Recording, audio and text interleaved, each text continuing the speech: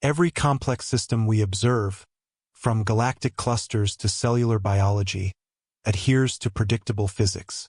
Yet, one phenomenon stands in stark contrast to pure entropy: the emergence of intelligence. It is the ultimate anti-entropic force, capable of restructuring environments and defining reality itself.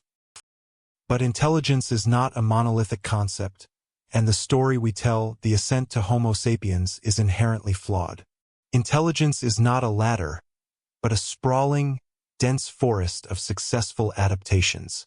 Why did life bother developing complex cognition, and what biological trade-offs were made for the luxury of abstract thought? This is an investigative analysis into the profound biological cost and payoff of knowing. We trace the core drive for cognition from single-celled organisms sensing chemical gradients, all the way to modern AI models attempting to predict human behavior.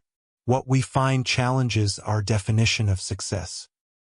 The simplest form of intelligence is optimization. Even bacteria utilize chemotaxis, a rudimentary decision system to move toward nutrients. This sets the fundamental biological blueprint. Intelligence is a mechanism for minimizing risk and maximizing resource acquisition in a dynamic environment. The Cambrian explosion, 540 million years ago, was not just an explosion of body plans, but an explosion of sensory data. New predators, new defenses. Life needed not just to react, but to anticipate. This pressure drove the rapid evolution of centralized nervous systems. To process anticipation requires memory and prediction, the hallmarks of advanced cognition. These early centralized systems provided a massive competitive edge, allowing organisms to model their local environment with increasing fidelity. It was survival by statistical advantage. But biology is defined by parallel evolution. Consider the cephalopods. The octopus evolved large, complex brains completely separate from the vertebrate lineage. They exhibit distributed cognition, with 2/3 of their neurons located in their arms, solving local problems without centralized direction. The key lesson from organisms like the octopus or the corvid is that sheer size is inefficient. True biological intelligence is about architectural efficiency. Crows, for example, possess a higher density of neurons in their forebrains than many primates, enabling sophisticated tool use and planning. The analytical transition for our own lineage, the primates, was driven by sociality. The social brain hypothesis posits that the primary driver for increased cognitive capacity was managing complex group dynamics, tracking alliances, detecting deception, and maintaining hierarchical status. This social imperative necessitated advanced theory of mind, the ability to model what another individual knows or intends. Gossip, in this context, wasn't idle chatter. It was essential information sharing that reinforced collective survival and minimized internal conflict. However, high cognition comes at a crippling biological cost. The modern human brain accounts for only 2% of body mass but consumes over 20% of the body's total energy budget. This is an extreme metabolic burden, a biological debt that required fundamental evolutionary shifts to repay. The first repayment came with bipedalism. Standing upright was energetically efficient for long-distance travel and, crucially, it freed our hands. This allowed for complex object manipulation and the transport of resources back to a shared location. The second, and perhaps most revolutionary repayment, was the control of fire. Cooking food dramatically increases caloric availability and reduces the energy required for digestion. It provided the necessary surplus fuel to power our rapidly expanding and expensive brains.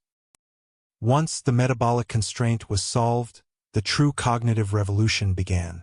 This wasn't just about bigger brains, it was about new software. The ability to engage in symbolic thought, to imagine things that do not exist, like gods, nations, or futures. Language became the ultimate evolutionary acceleration mechanism. It allowed for high-fidelity information transfer, enabling collective knowledge to be passed down and improved upon across generations, creating a shared reality far more powerful than individual memory. This leads to a modern analytical challenge. Our definition of intelligence has always been anthropocentric. But as we move into the age of computational intelligence, we must decouple intelligence from consciousness and biological form. Artificial intelligence today is evolutionary intelligence optimized for pure prediction and classification, often achieving results that bypass the need for human-style introspection. It forces us to ask, is maximizing predictive power the ultimate metric of success, regardless of the why?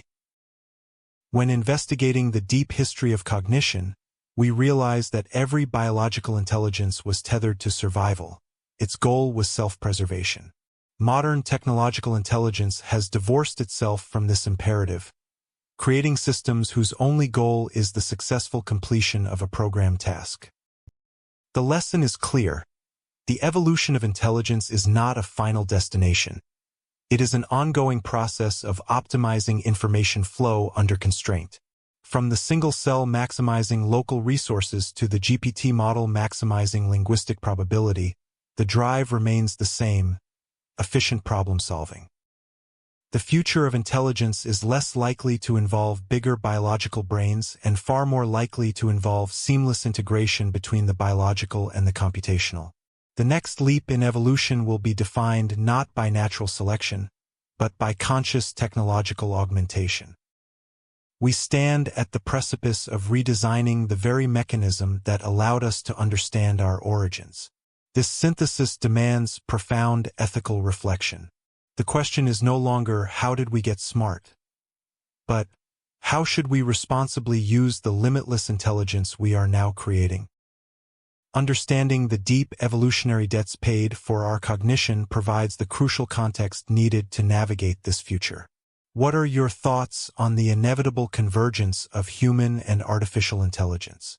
Share your perspective in the comments below, and subscribe for more deep dives into the complex systems that define our world.